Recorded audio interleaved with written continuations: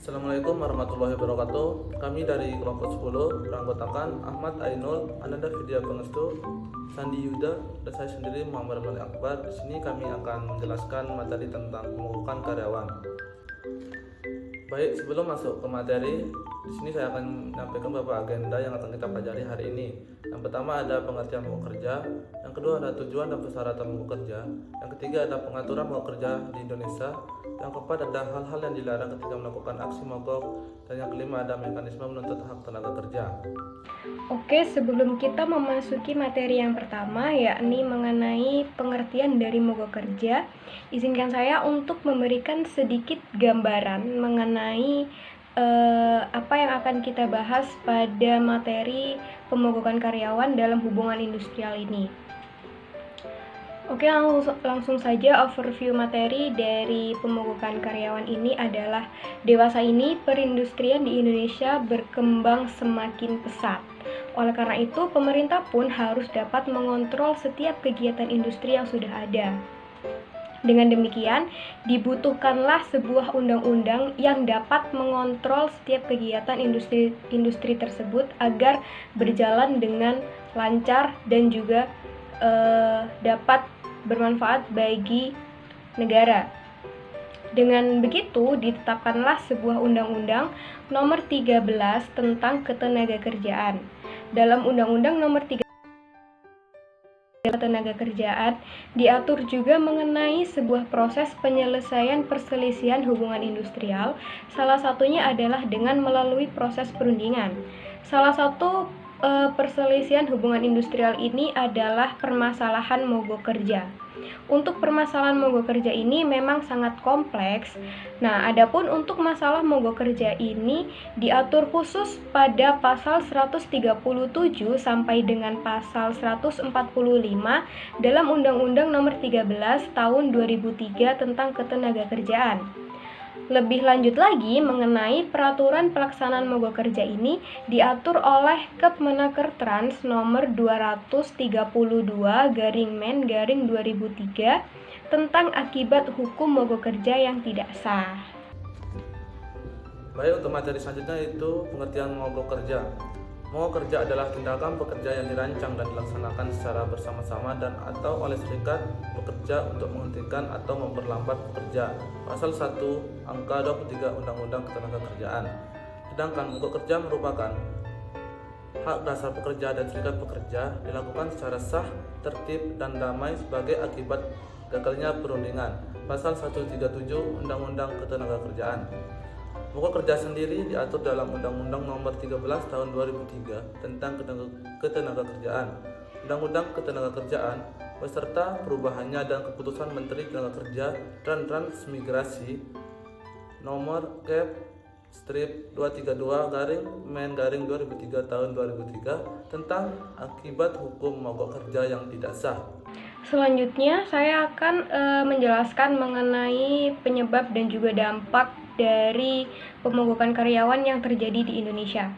Yang pertama adalah penyebab dari pemogokan yang terjadi di Indonesia ini sedikitnya disebabkan oleh berbagai faktor. Seperti yang pertama adalah berkaitan dengan tuntutan kebebasan berserikat. Yang kedua adalah berkaitan dengan tuntutan kenaikan tingkat upah, gaji, dan juga kompensasi. Yang ketiga adalah berkaitan dengan tuntutan agar diberikan tunjangan hari raya atau tunjangan pada hari besar lainnya. Yang keempat adalah tuntutan yang berkaitan dengan pelaksanaan ketentuan-ketentuan hukum perburuhan, yakni tuntutan normatif yang berkaitan dengan pelaksanaan jaminan sosial tenaga kerja, jam kerja, hak cuti. Untuk hak cuti ini bisa terkait dengan cuti hamil, cuti melahirkan, atau bahkan cuti menstruasi. Selanjutnya berkaitan dengan kontrak kerja serta syarat-syarat kerja lainnya. Dan juga penyebab yang kelima adalah tuntutan yang berkaitan dengan berlatar belakang politik. Ini adalah tujuan dan syarat dari mogok kerja. Untuk tujuan sendiri, mogok kerja digunakan sebagai alat untuk mencapai tujuan berupa tuntutan pekerja atau buruh yang harus dipenuhi oleh pengusaha yang terbagi atas tuntutan normatif dan tidak normatif. Tuntutan normatif sendiri yaitu adalah tuntutan yang didasarkan pada ketentuan yang terdapat dalam peraturan perundang-undangan yang termasuk telah diatur dalam perjanjian kerja, peraturan perusahaan, atau perjanjian kerja bersama. Dalam hal ini tertulis pada pasal 145 Undang-Undang Nomor 13 Tahun 2003 tentang Ketenagakerjaan yang mengatur bahwa tuntutan hak normatif yang sungguh-sungguh telah dilanggar oleh pengusaha. Sedangkan tuntutan tidak normatif adalah tuntutan yang tidak didasarkan pada peraturan perundang-undangan. Terdapat juga syarat dari mogok kerja ini yang telah diakui di dalam undang-undang. Yang pertama adalah benar-benar sudah diadakan perundingan yang mendalam mengenai pokok perselisihan antara serikat pekerja dengan majikan atau pengusaha. Yang kedua, benar-benar permintaan untuk berunding telah ditolak oleh pihak pengusaha. Yang terakhir, 2 kali dalam jangka waktu 2 minggu tidak berhasil mengajak pihak lain untuk berunding. Mogok kerja terjadi oleh karena adanya gagal dalam perundingan yang mengindikasikan perselisihan antara pekerja dan pengusaha. Selanjutnya ada pengaturan mogok kerja di Indonesia yang tertulis dalam undang-undang yang telah memberikan koridor hukum agar suatu aksi mogok kerja dapat disebut sebagai mogok kerja yang sah, yang telah diatur dalam pasal 140, 141, dan 142 dengan prosedur atau syarat administratif yang harus dipenuhi. Ada 7, yaitu pekerja atau serikat pekerja wajib memberitahukan secara tertulis kepada perusahaan dan instansi yang bertanggung jawab di bidang tersebut selambatnya 7 hari sebelum melakukan mogok kerja. Yang kedua, terdapat 3 poin, yaitu waktu, lalu sebab dan alasan. Yang ketiga, ada tanda tangan ketua dan sekretaris serikat pekerja sebagai penanggung jawab mogok kerja tersebut. Lalu ketiga, bagi pelaksana mogok kerja yang berlaku di perusahaan yang melayani kepentingan umum dan jenis kegiatan yang berhubungan dengan keselamatan jiwa manusia, pelaksanaan mogok kerja harus diatur sedemikian rupa agar tidak mengganggu orang lain. Lalu yang keempat, ada instansi pemerintah dan pihak perusahaan yang menerima surat pemberitahuan mogok kerja wajib memberikan tanda terima. Lalu yang kelima, sebelum dan selama mogok kerja berlangsung, instansi yang bertanggung jawab di bidang tersebut wajib menyelesaikan masalah yang menyebabkan timbulnya pemogokan dengan mempertemukan dan merundingkan dengan para pihak yang berselisih. Nomor 6, jika perundingan tersebut menghasilkan kesepakatan, maka harus dibuatkan perjanjian bersama yang ditandatangani oleh para pihak dan pegawai yang bertanggung jawab di bidang tersebut sebagai saksi. Nomor 7, dan jika perundingan tersebut tidak menghasilkan kesepakatan, maka pegawai dan instansi bertanggung jawab di bidang tersebut harus menyerahkan masalah tersebut kepada lembaga penyelesaian hubungan industrial yang lebih berwenang. Selanjutnya, dalam pasal 3 Keputusan Menteri Tenaga Kerja dan Transmigrasi nomor 232 tahun 2003 tentang akibat hukum mogok kerja yang tidak sah, mengatur tentang mogok kerja yang dapat dikualifikasikan sebagai mogok kerja yang tidak sah apabila dilakukan 4 poin. Yang pertama, bukan akibat gagalnya perundingan. Yang kedua, tanpa pemberitahuan kepada pengusaha atau instansi yang bertanggung jawab di bidang tersebut. Yang ketiga, dengan pemberitahuan kurang dari 7 hari sebelum pelaksanaan mogok kerja. Yang terakhir, isi pemberitahuan tidak sesuai dengan ketentuan pasal 140 ayat 2 huruf A, B, C, serta D Undang-Undang Nomor 13 Tahun 2003 tentang Ketenagakerjaan. Selanjutnya, ada pun hal-hal yang dilarang ketika melakukan aksi mogok. Yang pertama, ada bagi pengusaha sendiri, pengusaha dilarang mengganti pekerja atau buruh yang mogok kerja dengan pekerjaan buruh lain dari luar perusahaan atau memberikan sanksi atau tindakan balasan dalam bentuk apapun kepada pekerja atau buruh dan atau serikat pekerja, serikat buruh selama dan sesudah melakukan mogok kerja. Pasal 144. Dan yang kedua, ada bagi pihak lain, di mana dalam hal ini siapapun tidak diizinkan untuk menghalangi pekerja atau buruh untuk menggunakan hak mogok kerja yang dilakukan secara sah, tertib, dan damai.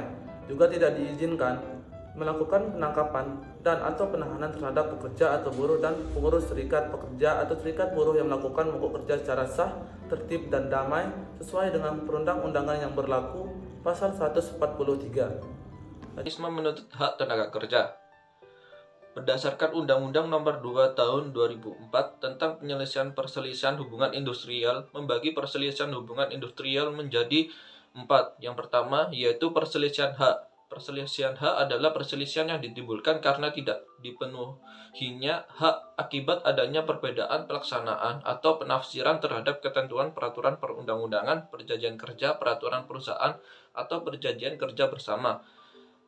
Penyelesaian ini tercantum pada pasal 1 angka 2 Undang-Undang Nomor 2 Tahun 2004 tentang penyelesaian perselisihan hubungan industrial. Yang kedua yaitu perselisihan kepentingan.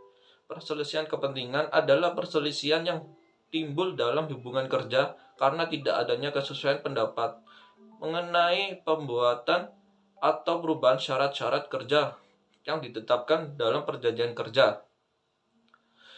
Penyelesaian ini tercantum pada pasal 1 angka 3 Undang-Undang Nomor 2 Tahun 2004. Yang ketiga yaitu perselisihan pemutusan hubungan kerja. Perselisihan pemutusan hubungan kerja adalah perselisihan yang timbul karena tidak adanya kesesuaian pendapat mengenai pengakhiran hubungan kerja yang dilakukan oleh salah satu pihak. Penyelesaian ini tercantum pada pasal 1 angka 4 Undang-Undang Nomor 2 Tahun 2004. Yang keempat yaitu perselisihan antar serikat pekerja atau serikat buruh dalam satu perusahaan. Perselisihan antara serikat pekerja atau serikat buruh adalah perselisihan antara serikat pekerja atau buruh dengan serikat pekerja atau buruh lain hanya dalam satu perusahaan karena tidak adanya penyesuaian paham mengenai keanggotaan, pelaksanaan hak dan kewajiban. Penyelesaian ini tercantum pada pasal 1 angka 5 Undang-Undang Nomor 2 Tahun 2004. Kelompok kami mengambil sebuah studi kasus mengenai mogok kerja sah, PT Freeport dituntut kembalikan hak karyawan. Permasalahan ini berawal dari adanya kebijakan efisiensi yang dilakukan oleh PT Freeport Indonesia terkait dengan ketidakpastian investasi dan perpanjangan kontrak karya dengan pemerintah Republik Indonesia yang perundingannya berlarut-larut. Selain itu, terjadi perubahan gaya kepemimpinan di PT Freeport Indonesia khususnya di divisi HRD. Manajemen saat ini lebih memilih berjalan sendiri dan enggan berunding dengan memilih update status dengan serikat pekerja. Tiba-tiba, manajemen PT Freeport Indonesia memperkenalkan sebuah program bernama Furlock, di mana perusahaan mengumumkan nama-nama pekerja yang akan dikembalikan ke tempat penerimaan. Pekerja yang akan dikembalikan tersebut hanya diberikan kesempatan selama 2 hari untuk mengumpulkan barang-barang pribadi, kemudian pulang ke tempat penerimaan. Adapun kemudian PT Freeport Indonesia dituntut mengembalikan hak-hak pekerjanya yang dirumahkan dan terkena pemutusan hubungan kerja akibat melakukan mogok kerja. Aksi mogok kerja yang dilakukan oleh ribuan karyawan PT Freeport Indonesia dinyatakan sah dan sesuai dengan Undang-Undang Ketenagakerjaan. Karena itu, PHK yang dilakukan PT Freeport Indonesia terhadap karyawan mogok kerja tidak sah. Selanjutnya, untuk saran penyelesaian terhadap studi kasus tersebut, seharusnya pihak manajemen PT Freeport Indonesia melakukan perundingan dengan serikat pekerja apabila akan dilakukan perubahan kebijakan terkait dengan ketenagakerjaan. Pihak perusahaan pun juga seharusnya menjelaskan aturan kebijakan terbaru secara detail kepada para pekerja agar dapat menghasilkan penyelesaian yang dapat memberikan manfaat bagi kedua belah pihak. Selain itu, pihak manajemen harus tunduk pada aturan hukum yang menaungi ketenagakerjaan di Indonesia. Adapun saran penyelesaian bagi pemerintah Indonesia saat ini adalah lebih tegas dalam menerapkan aturan dan kebijakan yang sudah ada agar setidaknya dapat menekan kasus serupa. Sekian, terima kasih. Jika ada pertanyaan dari teman-teman bisa langsung ditanyakan di kolom chat atau diskusi.